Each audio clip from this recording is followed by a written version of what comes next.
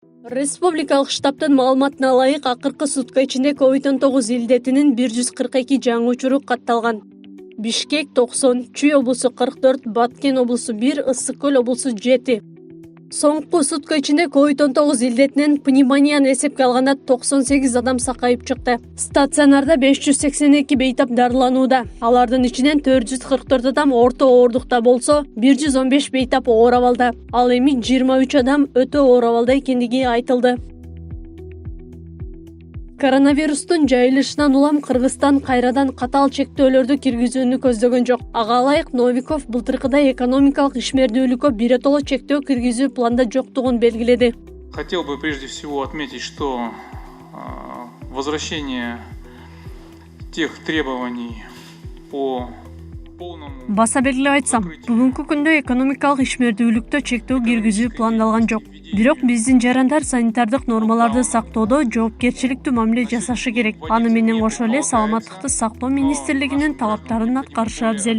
Относиться к мерам безопасности и выполнению санитарно-эпидемиологических требований, предусмотренных министерством. Бишкек мэриясы эпидемиологиялык кырдаалдан улам санитардык көзөмөлдү күчөттү. 1 апрелден тарта соода борборлорундагы балдардын оюн-зоок аянтчалары 2 аптага жабылды. Борбор калаада 1-класстан 5-класска чейин жана 9-11 класстын окуучулары мектепке барып окуп жатышат. Ал эми калган класстар онлайн окутуу ыкмасына билим алышууда. Буга чейин 29 мартта Кыргызстанда ковидке каршы вакцинациялоонун 1-этабы башталган. Анын негизинде вакцинаны биринчилерден болуп Саламаттыкты сактоо жана социалдык өнүктүрүү министри Алымкадыр Бейшеналиев алган. Жалпысынан препараттын 150 000 дозасы алынган. Ал 75 кишиге жетет. Кытайдын вакцинациясын Синофарм баштады. Себеби анын баштарынын астында 53 өлкөдө кылынып аткан ушул вакцинанын кандай осложнениясы болгонун, кандай элдер көтөрүп атканын баардыгын биз билип туруп, анан ушуга биз макул болдук. Азыркы кезде 500-кө жакын биз вакцина кылдык. Вакцинация адамдарга бул медиктер, мугалимдер. Вакцинаны боюнда барлар жана бала эмизгендер алууга болбойт. Ошондой эле оорулар менен жабыркагандарга да вакцина сайылар сайылбасын дарыгер бейтаптан сурамжылоо жүргүзүү аркылуу аныктай тургандыгы белгиленди. Бул бир адамга сайылат, бир доза алуу. Анан буну мисалы бүгүн алса, 21 күндөн кийин экинчи дозасын алат.